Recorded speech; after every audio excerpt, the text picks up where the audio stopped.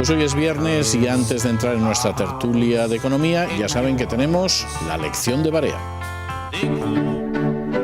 Es la noche de César. La lección de Barea. Vamos a abordar el tema de la coordinación fiscal en la zona euro. Creo que un conjunto, una Unión Europea en el que existe una libertad de movimiento de capitales, de personas, de servicios, pues igualmente debería existir una coordinación fiscal entre todas las naciones que forman la Comunidad Europea. Sin embargo, el tema fiscal es muy especial, porque todos los estados persiguen que esto haya quedado fuera de la competencia de la Unión. Solo las normas generales del tratado hablan de ello, pero poco, y por consiguiente cada estado ha perseguido no perder el poder fiscal sobre sus finanzas públicas. El Tratado de la Unión no prevé con carácter general una normalización fiscal. Europa se concibe como una Europa de las naciones y no como una Europa-nación. Cada nación en la Unión Europea conserva su personalidad jurídica independiente y su sistema fiscal. Únicamente el IVA fue introducido como un impuesto general común a todos los estados y con una normativa común. Pero el resto, cada sistema fiscal en cada nación sigue su autonomía y sigue sus normas internas en cuanto al establecimiento, base tributaria, etcétera, etcétera. En marzo del corriente año se abordó en el Consejo de la Zona Euro una propuesta para armonizar en toda la Unión Europea la base imponible del impuesto de sociedades. Yo creo que el camino está abierto y se empieza bien. No sé en qué acabará porque, como ya he dicho, los estados son reacios a ceder soberanía fiscal. Aquí será una opción a las empresas que vienen sujetas al impuesto de sociedades, o bien se eligen el sistema antiguo que tienen, por el cual vienen tributando con los beneficios de las sociedades, o bien eligen el nuevo sistema que se refiere a una normalización de la base europea consolidada para cada empresa, pero no a una normalización del impuesto. Los tipos siguen siendo competencia de cada Estado miembro. Por consiguiente, es un avance muy importante, por un lado porque supone un ahorro para las empresas, pero sobre todo porque da lugar a abrir la compuerta de un mercado sin fronteras, que es uno de los principios de la Unión Europea.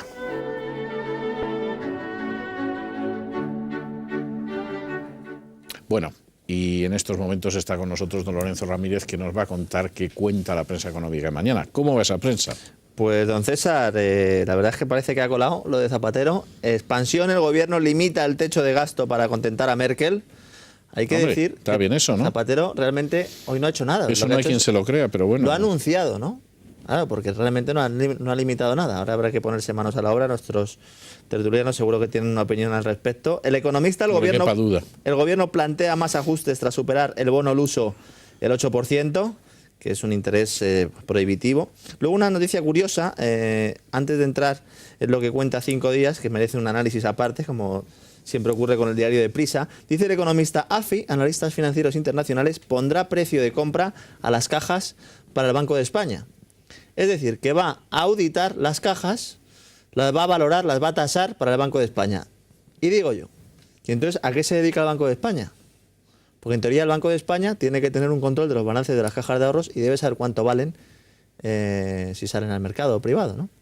Hay que decir también que nadie quiere entrar en las cajas de ahorros que tienen problemas. Hoy ha sido portada también en el Wall Street Journal.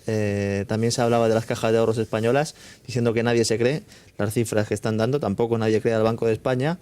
Y bueno, es difícil que el gobernador del Banco de España pues tenga algo de credibilidad cuando, como demuestra este hecho, entre otros muchos, está quedando don César, como su nuevo libro, como Rufete en Lorca. Y luego 5 días, dice: el gobierno pide que las comunidades autónomas respeten el techo de gasto. Estoy en esto de acuerdo, porque no puede hacer nada más que pedir.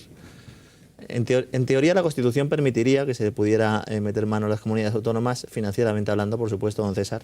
Pero claro, de esto ni hablamos, porque para eso primero, entre otras cosas, hay que saberse la Constitución. Ojos. No, hay que tener voluntad política, y no le veo yo a Zapatero. En fin, y luego dice: ¿cómo afectarán los planes de austeridad al bolsillo de los españoles? Y dice que lo complicado viene ahora porque el gobierno va a reducir el gasto. Ya. Entonces, como va a reducir el gasto, va a quitar prestaciones a la población y por lo tanto va a cercenar el consumo. Yo, el que todavía se siga creyendo a Keynes, me parece a mí que se lo tiene que hacer mirar. Pero si no ha leído a Keynes, o sea, si alguien le ha dicho esto es Keynes. No, si digo el periodista, es como si le hubiera dicho Ferrari, o sea, no. En fin, bueno, ya sabe usted, don César, que en algunas comunidades autónomas se está creando empleo directamente cavando zanjas. Y luego los sindicatos... Eso sí es Keynes, sí. Es Keynes en estado puro, ¿sí? Sí. Los sindicatos advierten: el acuerdo con AENA no es un aval para su privatización. Vamos a ver, los sindicatos han dicho sí a Aeropuertos Españoles y Navegación Aérea porque les ha dado todo lo que han pedido y por lo tanto han evitado la huelga en Semana Santa. Claro, sí, yo también, don César. Y luego una noticia también, bueno, unos reportajes que publican tanto Expansión como El Economista, sus especiales bursátiles. Dice Expansión: ¿cómo ganar con la subida de tipos? Pues todo aquel que quiera saber pues algunas vías para ganar algo de dinero con la subida de tipos, a todo aquel que le quede algo que no se lo haya quitado pues ningún político, ni del Estado, ni de las comunidades autónomas, ni de los ayuntamientos, que de estos cada día, don César, quedan menos. Pues muy bien, pues que tenga usted buen fin de semana. Muchas gracias. Y nosotros hacemos una pausa, pero regresamos enseguida con nuestra tertulia de economía.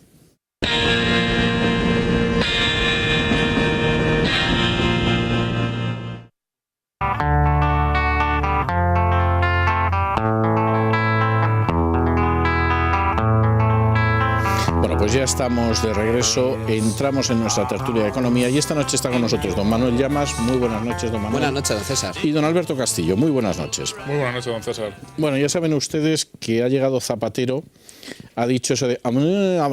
Y si tuerces por la derecha llegas a Diego de León, lo que se ha interpretado en Bruselas como que seguramente va a limitar el gasto, pero vamos, da la sensación de ser una tomadura de pelo. Sócrates, no el filósofo, sino el primer ministro portugués, dimitió. La deuda española parece ser que aguanta frente a Portugal, y eso sí, en el Wall Street Journal dicen eso de que los inversores no se creen las cifras de las cajas, lo que demuestra que son bastante inteligentes, dicho sea de paso, o al menos están bien informados. En fin, yo les dejo estos temas sobre el tapete, ya lo saben, añadan lo que quieran, descártense de lo que les parezca y empezamos a jugar. Y yo quisiera lanzarles una pregunta de entrada. ¿De verdad que Zapatero ha prometido hacer los deberes? Prometer ha prometido. Es decir, yo creo que lleva prometiendo 3 años, ¿no? Y las promesas, pues ahí están. De todas formas, don César, si me permite... Le permito. A mí me gustaría empezar señalando que hoy es un día histórico porque se ha constatado oficialmente que tenemos una clase política llena de cantantes. Mire, de verdad estoy avergonzado. Lo digo literalmente porque a Rubalcaba le va a Amaral, ¿verdad? Con el Sin ti no soy nada. Y a la portavoz del Partido Popular, pues el ASRG. Sí. Y ese es, por desgracia... Bueno, y él eres tú... Y él eres tú, sí, efectivamente. Javier Arenas, que es que estaba hoy que se salía. Están todos pletóricos. Una panda de cantantes. Y para cantante de ópera, el señor Zapatero. Porque ha dado el do de pecho en Bruselas, diciendo que se va a comprometer a todo lo que marca el pacto por el euro. Pero veremos si finalmente la cosa no acaba en una cantada, nunca mejor dicho, por la sencilla razón de que ha prometido que, bueno, en primer lugar, va a tratar de reducir el gasto público siempre y cuando el PIB nominal decrezca. O sea, si el PIB nominal cae, entra España en recesión, el gasto público también se reducirá. Lo cual, ciertamente, es relevante. ¿Por qué? Porque contradice toda la política keynesiana llevada a cabo por Zapatero durante estos años. Zapatero ha defendido la tesis a capa y espada de que cuando la recesión, cuando España entra en recesión, es el momento de impulsar con mayor fuerza el gasto público. Bien, la consecuencia, el resultado... No le veo yo sufriendo por esa contradicción. Al contrario, eso es, según Zapatero, lo que ha permitido, lo que iba a permitir la recuperación económica de España, lo que iba a generar empleo, lo que iba a conseguir que España saliera de la crisis. Y los resultados están ahí. España sigue contando a día de hoy con casi 100.000 millones de euros de déficit público anual, una deuda pública desbocada que ya supera el 70%, y el dato, este es el dato clave, España es el país con mayor deterioro presupuestario en estos últimos 3 años de toda la OCDE. De ahí que precisamente Moody's nos haya rebajado la nota crediticia. No es que tengamos un nivel muy elevado de deuda, no es cierto, todavía no es un nivel de deuda pública muy elevado, pero sí es cierto que hemos pasado de una deuda muy baja, del 35% al 70%. La ha duplicado en el plazo de 3 años. Eso es lo que castigan los inversores. Pues bien, que se haya comprometido a esto, pues es como comprometerse a nada, porque es que realmente dice que en primer lugar va a ser a medio plazo, en segundo lugar va a reforzar la ley de estabilidad presupuestaria que él mismo ha violado, y además es que es una norma o una exigencia totalmente inútil desde el punto de vista de que ya existe una norma a nivel comunitario llamado Pacto de Estabilidad y Crecimiento que impide a los países miembros tener un déficit público superior al 3% y una deuda pública superior al 60%. Luego, efectivamente, instrumentos legales había de sobra. Es decir, esto es un nuevo instrumento legal, pero claro, que, como el resto, se puede incumplir. Bueno, yo, en definitiva, de lo que el señor Zapatero ha ido a hacer a esta cumbre de la Unión Europea, lo único que esperaba a principio de la semana era que presentara por fin un acuerdo en el tema de la negociación colectiva, es decir, un acuerdo entre sindicatos y patronal, en el cual los salarios se ligaran a la productividad, que no es ni más ni menos lo que la señora Merkel lleva exigiendo durante meses. Porque de todas las demás medidas que iba a presentar allí, ya las conocíamos desde el mes de febrero, que es cuando la señora Merkel estuvo aquí en Madrid. Por lo tanto, no nos ofrece nada nuevo. Respecto a lo del crecimiento en función del PIB nominal, aquí lo que hace, no sé si consciente o inconscientemente, es una trampa. Es decir, el PIB se mide por la producción de bienes y servicios de una economía durante un año, en este caso multiplicado por los precios, ¿vale? Entonces aquí lo que estamos jugando es con la inflación. Es decir, puede darse el caso de que no se esté creciendo, pero sin embargo el PIB nominal sí crezca. Es decir, no hay crecimiento, pero sí se ve incrementados los precios, que es en definitiva lo que está ocurriendo en este momento. No crecemos, pero tenemos una tasa de inflación del 3,6%. Entonces, no sé si consciente o inconscientemente, al señor Zapatero lo que le gusta es el gasto público, no nos vamos a engañar. De hecho, habla por la parte correspondiente al Estado, pero sin embargo deja a las comunidades autónomas que sigan endeudándose. Recordemos uno de los últimos casos, Murcia. Es decir, que después de mucho tiempo solicitando que también quería endeudarse, como Cataluña, dicho sea de paso, que es reconozco usted que es maravilloso, más abultada, pues le ha permitido endeudarse. Y es que ya hemos roto ese pacto de estabilidad que usted comenta. Ya estamos por encima del 60% del PIB, con ese incremento de las comunidades autónomas en casi un 32%. Claro, ¿qué es lo que ocurre? Pues que las sanciones son papel mojado. Estamos hablando de un 0,2% del Producto Interior Bruto, pero ¿cuál es la aplicación real que tiene? Ninguna. Dejan absolutamente toda la tranquilidad del mundo para que los estados, bueno, pues les metan nuevamente la senda de la reducción del gasto, pero no es de carácter inmediato.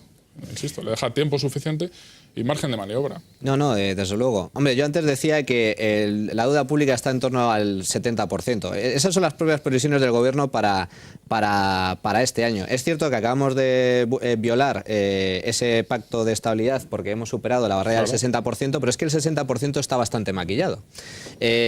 Por cierto, hablando de maquillajes, Portugal está siendo investigada por Eurostat por maquillar el déficit público. No me diga. Al igual que Grecia. Madre Así que mía. veremos qué pasa cuando llegue el nuevo gobierno, si llega y cambia de color político y empieza a ver qué es lo que hay ahí, ¿no? Para empezar, creo que las últimas hicimos un análisis hace ya algunos meses sobre la deuda oculta de las administraciones públicas y creo que nos salían del orden de 30.000 millones de euros de más de deuda no reconocida, pero que sigue siendo deuda y que en algún momento habrá que pagar, como por ejemplo los retrasos que acumulan las comunidades autónomas y los ayuntamientos a proveedores, que no deja de ser deuda y que le lanzan una patada hacia adelante y dicen, bueno, no te pago ahora, te pago el año que viene, ¿no?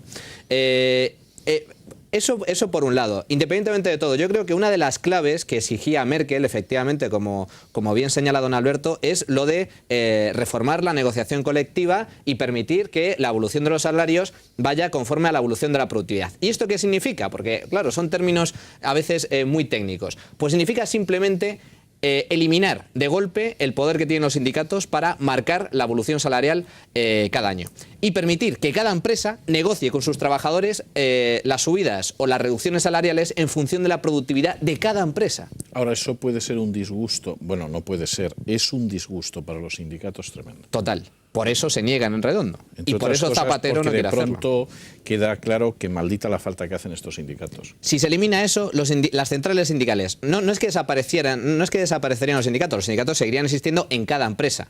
Pero desde luego, Tocho y Méndez podrían seguir ahí en un cargo pagado con dinero público, pero su poder sería nulo. Esa es la gran ventaja de la reforma de la negociación colectiva. ¿Lo va a hacer Zapatero? Una de las grandes. Bueno, una de las grandes, son muchas. Pero ¿lo va a hacer? Yo creo que no. Se disminuyen las subvenciones. No olvidemos que desde el año 2004 se han visto incrementadas en 16 millones de euros. Bueno, eso cada vez que se sienta a la mesa de negociación supone un incremento a nivel de subvenciones brutal. Es que a esto no hay derecho, ¿no? Que sigamos con este sistema.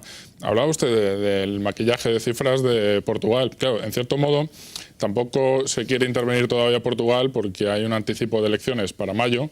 Entonces, no quieren que les pille como le ha ocurrido con Irlanda, ¿no? Es decir, primero hay que renegociar. Claro, primero que cambie de gobierno y así luego no nos venga con el pie cambiado que quieren renegociar las condiciones, ¿no?